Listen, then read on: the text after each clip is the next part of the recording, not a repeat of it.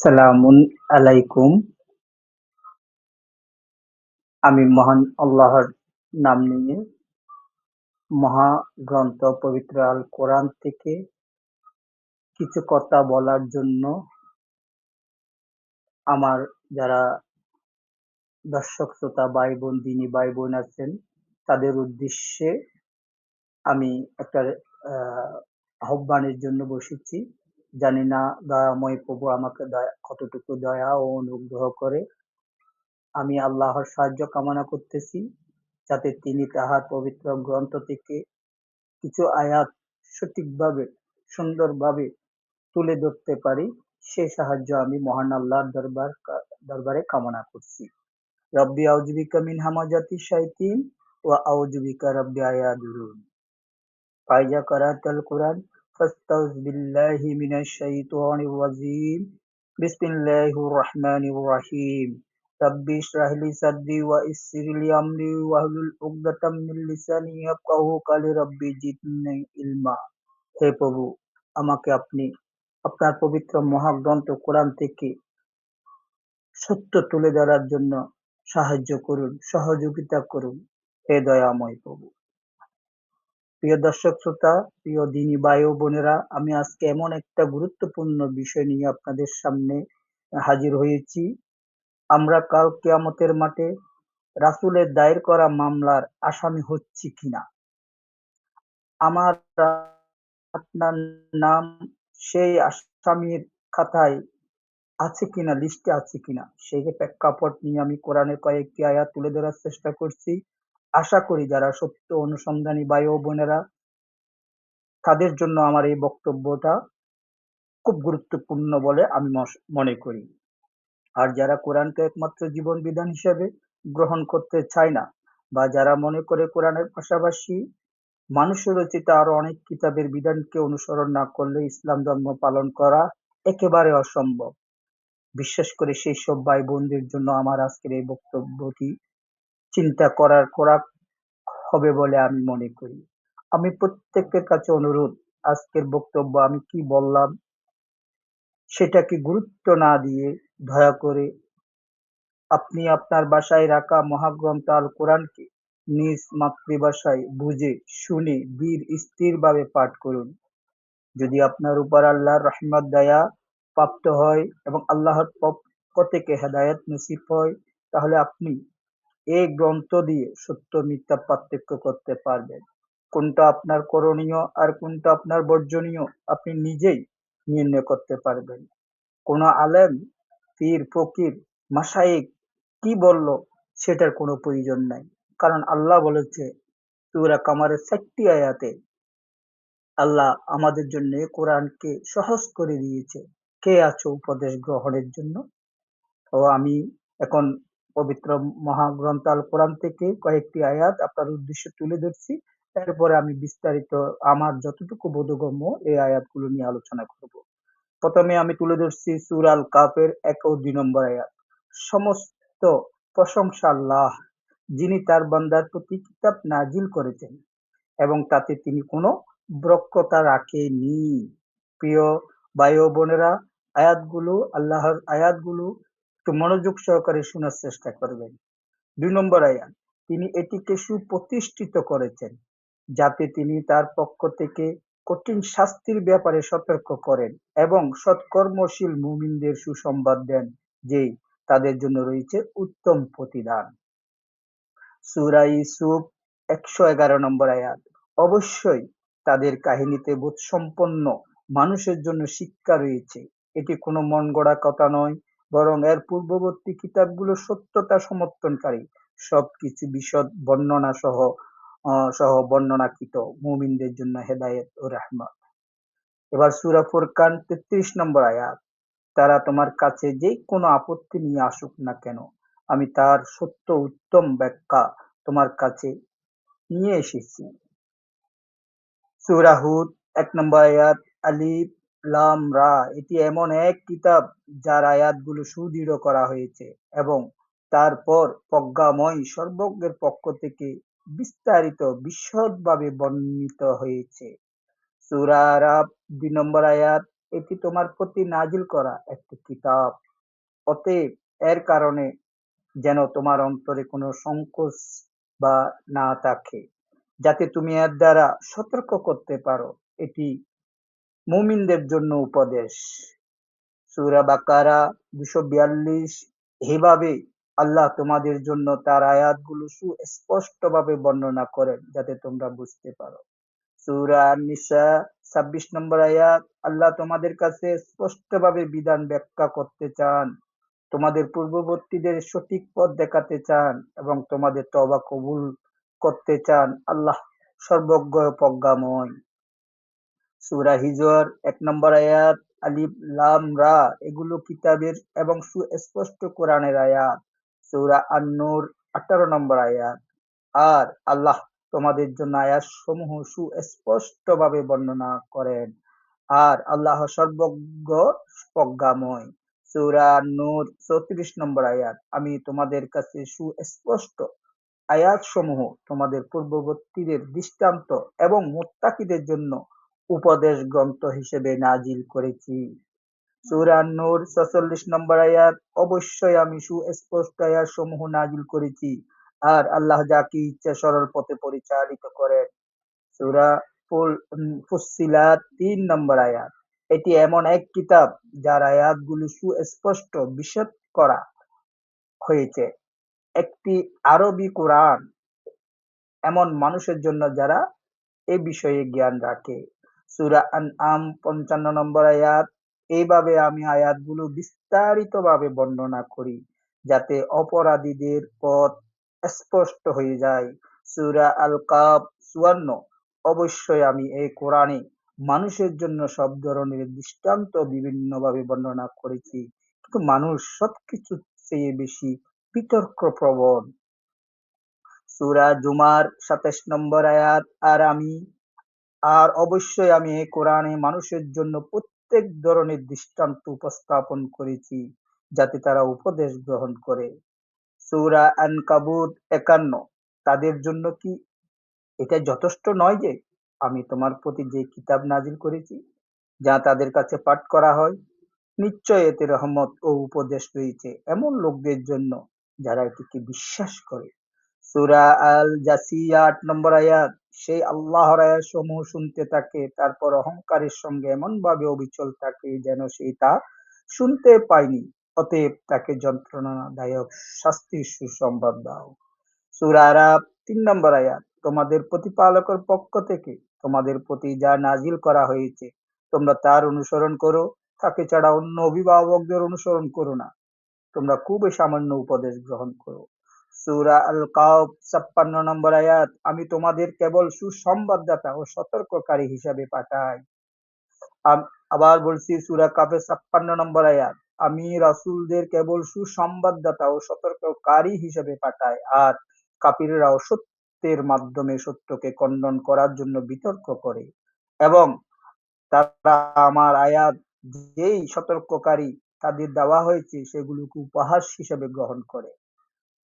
সূরা ফুরকান 30 নম্বর আয়াত, এই মূল আয়াত যেটা, আর রাসূল বলবেন, হে আমার প্রতিপালক, কিয়ামত দিবসে আমার সম্প্রদায় এই কোরআনকে পরিত্যাগ করে রেখেছিল। আমি মনে করি দ্বীনের হেদায়েত ও সত্যের দলিল হিসেবে পবিত্র কোরআন ছাড়া দ্বিতীয় কোনো কিতাব হতে পারে না। যদি ব্যক্তিটি এক আল্লাহ, কিতাব, নবী ও রসুলদের বিশ্বাস করে থাকে। পবিত্র কোরআন নিজেকে মানুষের জন্য হেদায়াত, উপদেশ, রহমত, সত্য মিথ্যার পার্থক্যকারী কিতাব হিসেবে উপস্থাপন করেছে।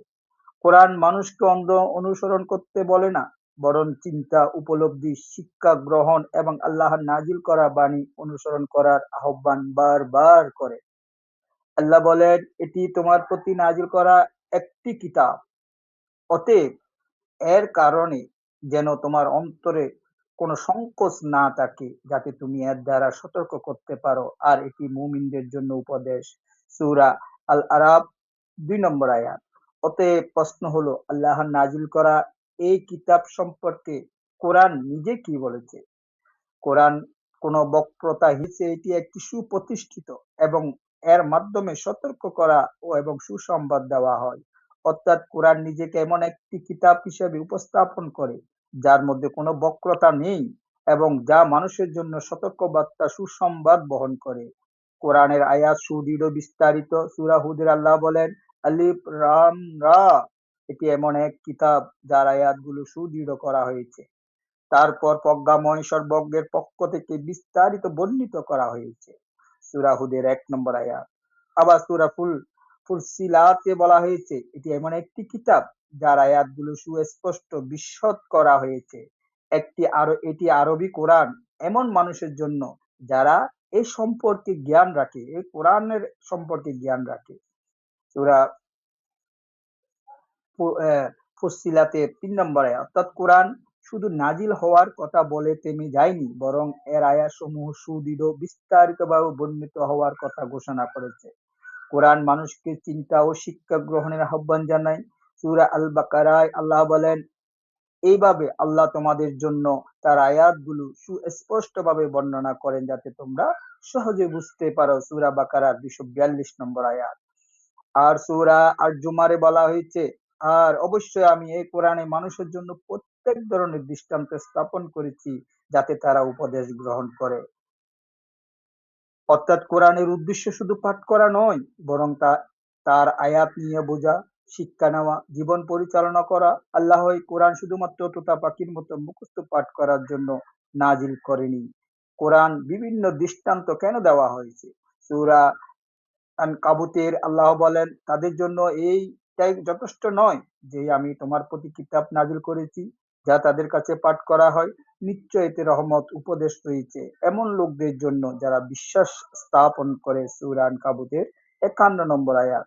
এই মহাগ্রন্থ আল কোরআন যদি সালামুন আলা মুহাম্মদের জন্য যথেষ্ট হয়, তিনি যদি এটি ছাড়া অন্য কিতাবের অনুসরণ না করে, তাহলে তার উম্মতটা কি কখনো কোরআন বাদ দিয়ে অন্য মানুষের মন গড়া রচনা করা কিতাবের বিধান গ্রহণ করতে পারে?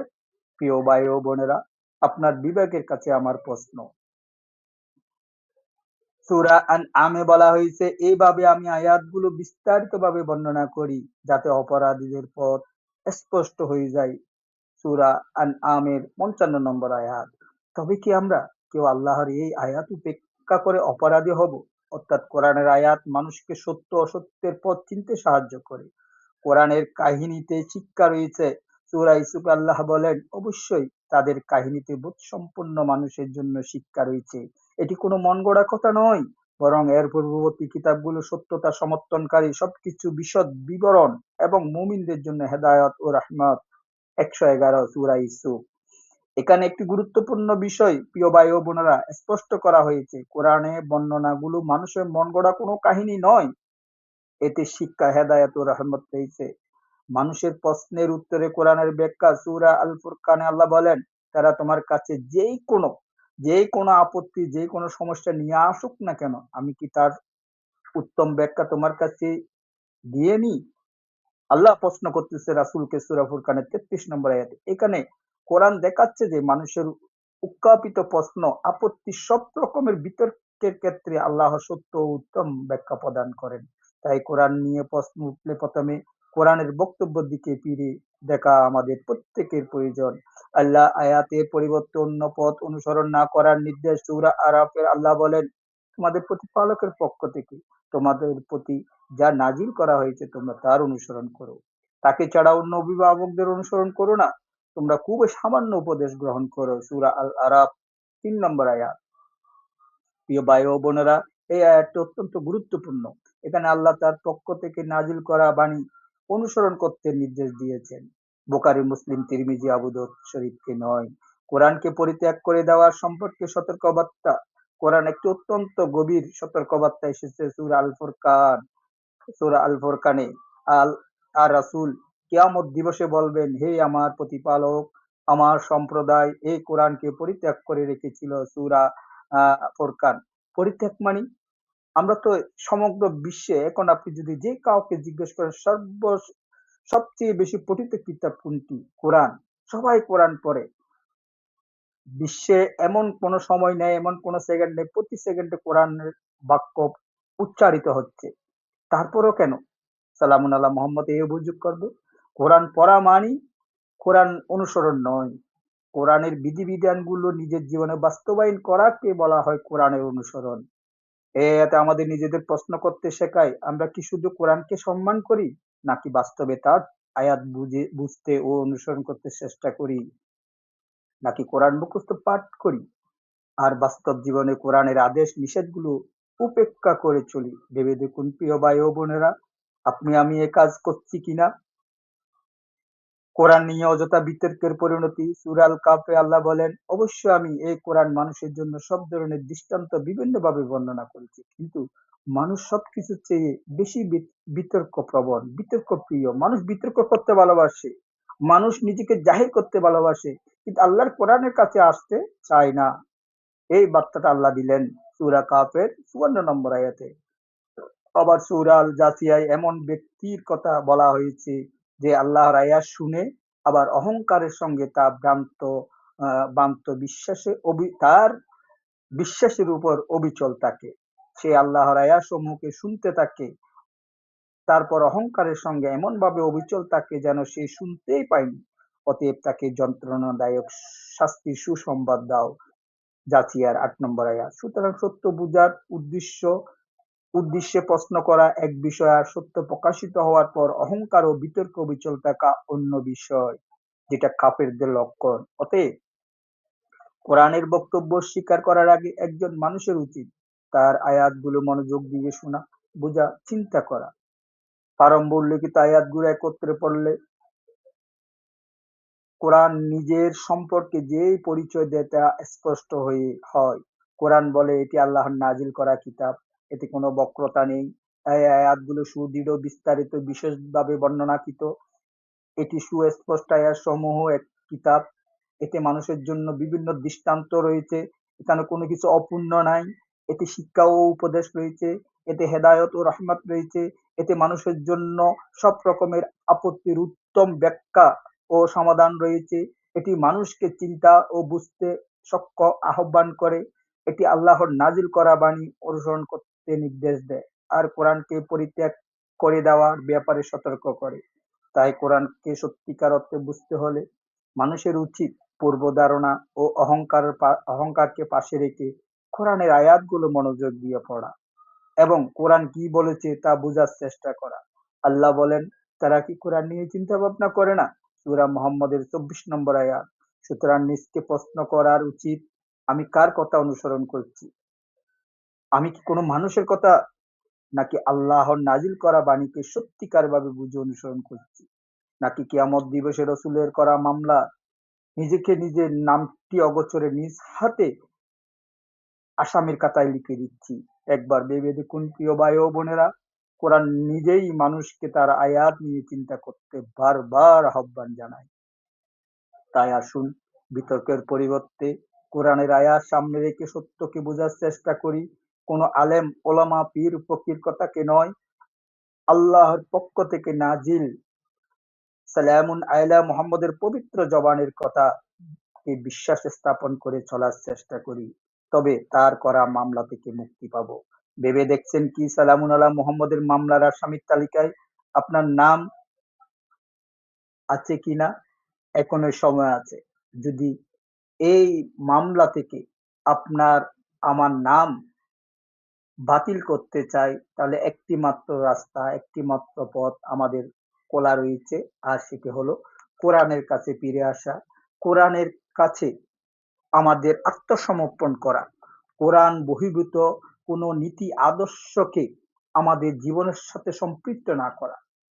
আমরা অবশ্যই দৈনন্দিন শিক্ষার জন্য বিভিন্ন গ্রন্থ, বিভিন্ন ইতিহাস, বিভিন্ন কবির রচনা, কবিতা পড়তে পারি, কিন্তু সেই কিতাব কখনো আমাদের জন্য ধর্মীয় বিধান বা দ্বীনের বিধান হতে পারে না। আমরা যদি আল্লাহর বিধান বাদ দিয়ে মানুষের মন গড়া রচিত কোনো বিধানের উপর নির্ভর হই, তাহলে আমরা আল্লাহর কোরআনকে অস্বীকার করলাম। আল্লাহ আমাদের আমি যতটুকু আয়াত পাঠ করেছি, এই সবগুলো আয়াত এত গ্যারান্টি, এত ওয়ারেন্টি দিল, এত নিশ্চয়তা দিল, আমরা কি আল্লাহর কথাকে মূল্যায়ন করব না? আমরা কি আল্লাহর কথাকে তুচ্ছ তাচ্ছিল্য ভেবে মানুষের গড়া মতবাদ, মানুষের গড়া নীতি আদর্শকে গ্রহণ করব? যেই মানুষেরা নিজের মঙ্গল করতে পারে না, যেই মানুষে নিজের বিপদ আপদকে রক্ষা করতে পারে না, আমরা কি তাকে অভিভাবক হিসেবে গ্রহণ করব? যেই নিজেকে রক্ষা করতে পারে না, যে নিজের সুস্থতা অসুস্থতাকে পরিপূর্ণতা দিতে পারে না, আমরা কি তার কাছে দ্বারস্থ হব? নাকি মহান আল্লাহ তাআলা, যিনি আমাকে সূক্ষ্ম বিন্দু থেকে সৃষ্টি করেছেন, যিনি আমি মৃত ছিলাম আমাকে জীবিত করেছে, তার কথাকে আমরা অনুসরণ করব? প্রিয় ভাই ও বোনেরা, আমি কোনো ধর্মীয় পণ্ডিত না, আমার কোনো কোরআনের কোনো জ্ঞান নেই। আমি শুধু এতটুকু আহ্বান করব, আল্লাহর ওয়াস্তে আপনারা কোরআনের কাছে যান, কোরআনকে প্রশ্ন করুন। আল্লাহ বলছে এটি একমাত্র হিদায়াতের কিতাব, সন্দেহ ছাড়া কিতাব, মুত্তাকিদের পথ প্রদর্শনের কিতাব। আল্লাহ যেখানে গ্যারান্টি ওয়ারেন্টি সবকিছু দিচ্ছে, সেই কিতাব বাদ দিয়ে আমরা কেন মানুষের রচনা করা কিতাবের দ্বারস্থ হব? আল্লাহ আমাকে যে জীবন বিধান দিয়েছে সেই বিধান পরিত্যাগ করে আমি কেন মানুষের রচনা করা বিধানের দিকে ধাবিত হব? তবে কি আমার আল্লাহ এক নয়? প্রিয় ভাই ও বোনেরা, আপনার আল্লাহ যদি এক হয়, আপনার কিতাব যদি কোরআন হয়, তাহলে আল্লাহর ওয়াস্তে পৃথিবীতে যত সব কিতাব আছে সব কিতাবের বিধানকে পরিত্যাগ করুন। যত সমস্ত মতবাদ আছে, যত সমস্ত ফেরকা আছে সবকিছুকে পরিত্যাগ করুন। আজকে ইসলামের মধ্যে এত দলাদলি, এত হানাহানি, এত মারামারি, এত লুটতরাজ কেন? একটা বিষয়, আমরা যদি এই মুসলিম বিশ্বে যদি কোরআনকে একমাত্র জীবন বিধান হিসেবে গ্রহণ করে তাদের পথ নির্দেশনা নির্ণয় করত, জীবন বিধান হিসেবে পরিচালনা করত কোরআনকে নিয়ে, তাহলে আমাদের মধ্যে আজকে এত মতবাদ, এত মতদূরত্ব সৃষ্টি হতো না। আমরা আজকে কাউকে শিয়া, কাউকে সুন্নি, কেউ সালাফি, কেউ অমুক মতবাদের আমরা প্রশ্ন আসতো না। আজ আমাদের মধ্যে খণ্ড বিখণ্ড, আমাদের মধ্যে দলাদলি, আমাদের মধ্যে উচ্ছৃঙ্খলতা, আমাদের মধ্যে হানাহানি। এটা ইসলামী শিক্ষা নয়। ইসলাম বাক স্বাধীনতা, মানবিকতাকে সবার উপরে স্থান দিয়েছে। ইসলাম মানে মুখ বন্ধ না। ইসলাম মানে আপনার বাক স্বাধীনতাকে খর্ব করে না। আপনি সত্য তুলে ধরুন, আপনি কোরআনকে বুঝুন, আপনি কোরআনকে নিজের জীবন বিধান হিসেবে গ্রহণ করুন। প্রিয় ভাই ও বোনেরা, আমার এই দীর্ঘ বক্তব্যের মাঝে আমি যদি আমার কথার মাধ্যমে, বলার মাধ্যমে, উপস্থাপনার মাধ্যমে যদি কোরআন বিরোধী কোনো কথা বলে থাকি, কাউকে আঘাত করে আমার কথার মাধ্যমে কোনো ব্যক্তি, কোনো কেউ যদি আঘাত পেয়ে থাকেন, আমি আপনাদের কাছে করজোড়ে মিনতি করি, ক্ষমা প্রার্থনা করি। আমি কাউকে আঘাত দেওয়ার জন্য না, আমি কাউকে কষ্ট দেওয়ার জন্য না, আমি শুধু মহাগ্রন্থ আল কোরআনের বাণীগুলো মানুষের কাছে পৌঁছে দেওয়ার চেষ্টা করতেছি। এই গ্রন্থ আল্লাহ পবিত্র কোরআনে বারবার বলছে, এই গ্রন্থ আল্লাহ সংরক্ষণ করবেন, আল্লাহ হেফাজতকারী, আর এই কোরআন আল্লাহ শিক্ষা দিবে। এই কোরআন আল্লাহ নিজে শিক্ষা দিবে। এই কোরআনের শিক্ষার জন্য আপনার কোনো কারো কাছে দ্বারস্থ হতে হবে না। আমি গ্যারান্টি দিচ্ছি, আপনি আল্লাহর সাহায্য কামনা করে একান্ত মনে আল্লাহর সাহায্য কামনা করুন এবং কোরআনকে সামনে নিয়ে বসুন এবং নিজ মাতৃভাষায় পড়ুন। দেখবেন কোরআন আপনার কাছে সহজ। কারণ আল্লাহ বলেছে এই কোরআন, আল্লাহ সূরা কামারের ৪টি আয়াতে পরিষ্কার করে বলছে, কে আছো উপদেশ গ্রহণের জন্য? আমি তোমাদের জন্য এই কোরআনকে সহজ করে দিয়েছি। প্রিয় ভাই ও বোনেরা, আল্লাহর কথার চাইতে কার কথা সত্য হতে পারে আর কার কথা উত্তম হতে পারে? আপনারা কি আল্লাহর কথা বিশ্বাস করেন না? নাকি আপনারা মোল্লা মৌলবীর কথা বিশ্বাস করেন? সেই মোল্লা মৌলবীরা আমাদেরকে দীর্ঘ ১৪০০ বছর ধরে কোরআনকে বুঝার সুযোগ দেয়নি। আমাদেরকে বলেছে তোমরা বাংলায় কোরআন পড়লে কাফের হয়ে যাবে, মুরতাদ হয়ে যাবে। এইভাবে আমাদের কোরআন থেকে দূরে রেখেছিল। আল্লাহর হস্তে মৃত্যু যে কোনো মুহূর্তে আপনার আমার চলে আসতে পারে। সবকিছুর গ্যারান্টি আছে, মৃত্যুর কোনো গ্যারান্টি নাই। আল্লাহর হস্তে কোরআনকে বুঝুন, কোরআনকে পড়ুন, কোরআন যেটা বলে সেটা করুন। কারণ কাল কিয়ামতের মাঠে কোরআন থেকে আপনাকে আমাকে প্রশ্ন করা হবে। কোনো বুখারী, মুসলিম, তিরমিজি শরীফ থেকে আপনাকে প্রশ্ন করা হবে না, আমাকে প্রশ্ন করা হবে না। কোরআনে যদি কোনো ভুল করেন, কোরআন থেকে ভুল করেন। যদি কোনো ভুল সিদ্ধান্ত নেন, কোরআন থেকে ভুল করেন, আল্লাহকে বলতে পারবেন, হে আল্লাহ, হে দয়াময় প্রভু, আমি তো এই কোরআন যতটুকু বুঝেছি ততটুকু করেছি। কিন্তু আপনি কোরআন বাদ দিয়ে মানুষের রচিত কিতাবের কথা যদি অনুসরণ করেন, আল্লাহ যদি আপনাকে প্রশ্ন করে, আল্লাহ যদি বলে আমি কি তোমাকে বলছি অমুক অমুক কিতাব অনুসরণ করতে, তখন প্রিয় ভাই ও বোনেরা কি প্রশ্ন হবে? আল্লাহ তো বারবার বলছে তোমরা আমাকে একমাত্র অভিভাবক হিসাবে গ্রহণ করো, কোনো মানুষকে আউলিয়াকে তোমরা অভিভাবকত্ব গ্রহণ করিও না, কারণ তারা নিজেরাই নিজেদের মঙ্গল করতে পারে না, তারা সবাই আমার মুখাপিকি, আমি শুধু অমুখাপিকি। তো এই আমার আমার এক শেষ অনুরোধ, আল্লাহর ওয়াস্তে প্রিয় ভাই ও বোনেরা, আমি আবারও বলবো, আবারও অনুরোধ করব, বারবার বলবো, যতবার আপনাদের সামনে আসবো ততবার বলবো, দয়া করে নিজ মাতৃভাষায় কোরআন পড়ুন, কোরআন বুঝুন। তোতা পাখির মতো কোরআন পড়ে কোনো লাভ নাই। এক খরবে 10 নেকি, একটা ডাহা মিথ্যা কথা। এটা সম্পূর্ণ কোরআন বিরোধী কথা। কোরআনে এমন কথা আছে যেগুলো আদেশ নিষেধ। কোরআনে এমন কথা আছে এগুলো সম্পদ বন্টনের কথা। কোরআনে এমন কথা আছে যেগুলো একান্ত ব্যক্তিগত কথা। এগুলো আল্লাহকে শোনানোর, আল্লাহর কিতাব আল্লাহকে শোনানোর মধ্যে কোনো বাহাদুরি, কোনো কৃতিত্ব কর্তৃত্ব নাই। প্রিয় ভাই ও বোনেরা, আমি আজকের মতো বিদায় নিচ্ছি। সালামুন আলাইকুম। সকলে ভালো থাকুন। ধন্যবাদ। আবার দেখা হবে যে কোনো একদিনে।